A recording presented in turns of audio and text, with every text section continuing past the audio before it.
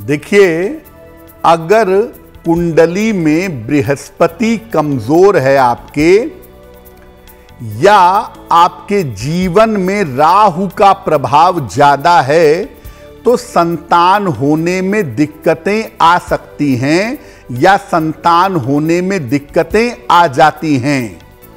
बृहस्पति किसी भी कुंडली में संतान का स्वामी होता है, और अगर वो कमजोर होगा तो संतान होना मुश्किल होगा, या अगर राहु का प्रभाव ज्यादा होगा तो भी संतान होना कठिन होगा।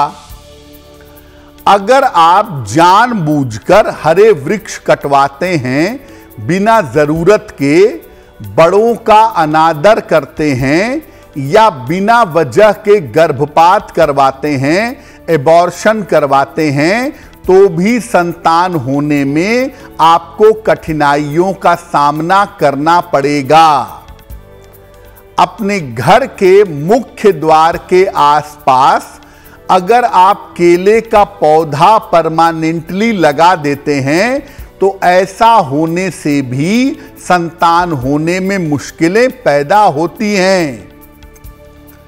अगर कुंडली में गुरु चांडाल दोष हो, यानी गुरु राहु का संबंध हो, या पति पत्नी की कुंडलियों में नाड़ी दोष हो जिसका निवारण नहीं किया गया हो, तो ऐसी स्थिति में भी संतान होने में दिक्कत पैदा होती है। अगर कुंडली में कोई ऋण बाकी है, ऋण का मतलब पैसे वाला ऋण नहीं, जैसे पितृ ऋण है, मातृ ऋण है, गुरु ऋण है, अगर ये बाकी है तो ऐसी स्थिति में भी संतान होने में बाधा पैदा होती है। अगर आपके घर में पौधे अचानक से सूखने लग जाएं, या आपकी दीवारों पर सीलन आने लगे, तो भी संतान होने में बाधा आती है, संतान होने में दिक्कत पैदा होती है। यानी कि अगर कुंडली में आपके कॉम्बिनेशन ठीक भी हैं, लेकिन आपके घर के वाइब्रेशन ठीक नहीं हैं, आपके घर की तरंगें ठीक नहीं हैं, तो भी संतान होने में दिक्कतें पैदा हो सकती हैं। आप संतान के लिए प्रयत्न कर रहे हैं, तो प्रकृति की तरफ से, ग्रहों की तरफ से आपको सूचना मिलेगी कि आपके संतान प्राप्ति का योग बन गया है। जैसे घर में बिना कारण के मीठी चीजें ज्यादा आने लगें, तो समझिए कि आपके संतान होने का योग बन गया है। महिलाओं के चेहरे पर एक आभा या एक तेज आने लगे, तो भी समझिए कि संतान का योग बन गया है। महिलाओं के हथेलियों का रंग अगर गुलाबी होता जाए और हाथ में रेखाओं का जाल बन जाए, तो ये भी संतान होने की सूचना है, संतान होने की संभावना बढ़ेगी। अगर महिला को नींद ज्यादा आने लगे और शरीर पर जगह जगह तिल आने लगे, तो समझना चाहिए कि संतान का योग बन गया है। अगर किसी महिला को सपने में हाथी, कमल या पानी बार बार दिखने लगे, तो संतान होने की संभावना बन जाती है। यानी जब कोई महिला गर्भ धारण करने वाली होती है, तो प्रकृति में बड़े परिवर्तन होते हैं, और प्रकृति और ग्रह ऐसा इशारा करते हैं कि अब उसे संतान होने वाली है। और जब आपको ऐसे इशारे मिलने लगे, तो आप सतर्क हो जाएं, अपना ध्यान रखना शुरू करें, क्योंकि किसी भी समय अब आपकी प्रेगनेंसी शुरू हो सकती है।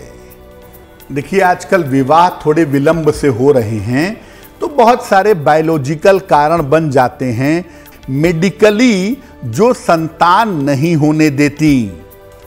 तो अगर मेडिकल कारणों से संतान नहीं हो पा रही है तो क्या उपाय करें? सबसे पहले डॉक्टर को दिखाएं, क्योंकि डॉक्टर ठीक ठीक डायग्नोसिस करके आपकी दवाइयां शुरू कर देगा और साथ में आप ये उपाय करेंगे। रोज सवेरे ब्रश करने के बाद 2 तुलसी के पत्ते खाएं। भगवान कृष्ण को नियमित रूप से पंचामृत का भोग लगाएं और इसे प्रसाद रूप में ग्रहण करें। एक विशेष मंत्र का 108 बार सुबह और शाम रोज जप करें।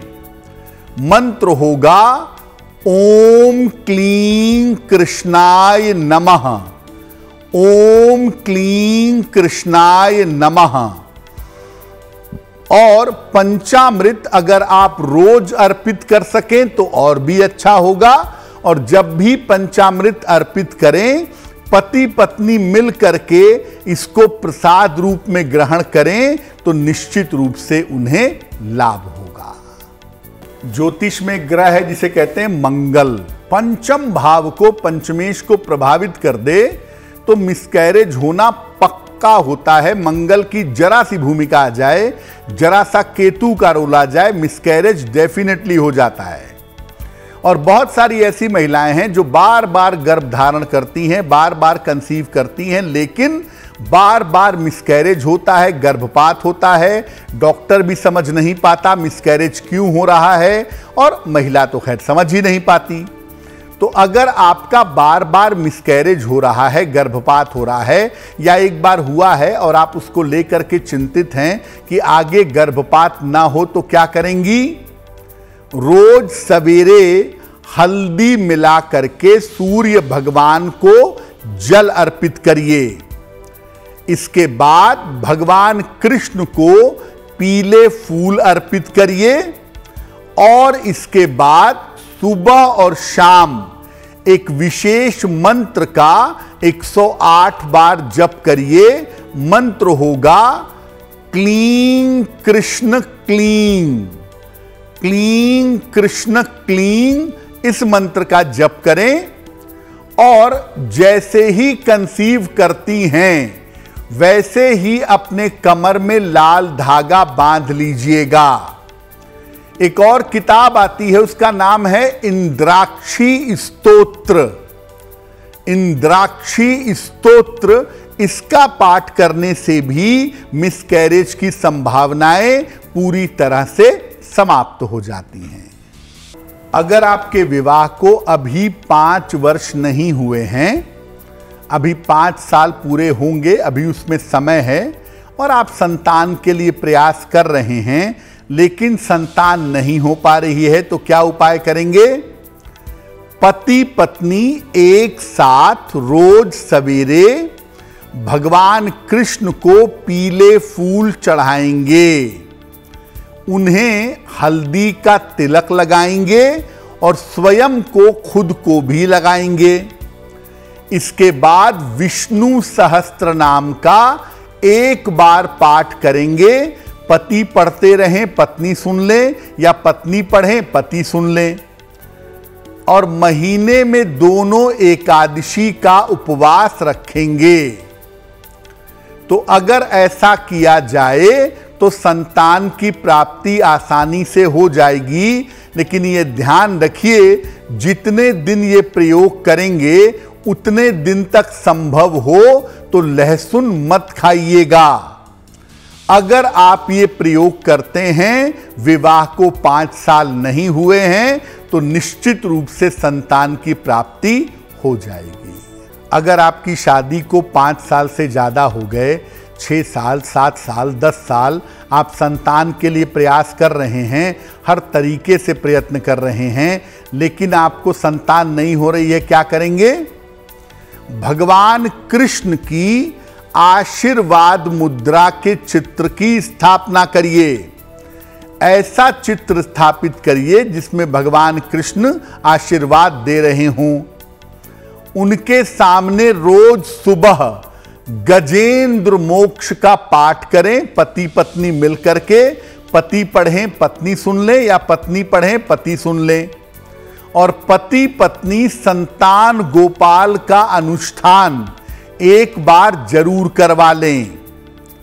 पति पत्नी दोनों एक एक सोने का या एक एक पीतल का छल्ला दाहिने हाथ की तर्जनी उंगली में धारण करें।